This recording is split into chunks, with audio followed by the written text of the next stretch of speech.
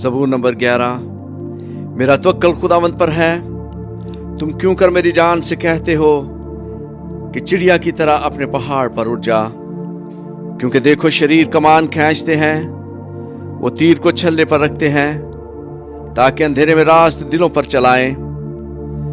अगर बुनियाद ही उखाड़ दी जाए तो सादक क्या कर सकता है। खुदावंद अपनी मुकद्दस हैकल में है, खुदावंद का तख्त आसमान पर है।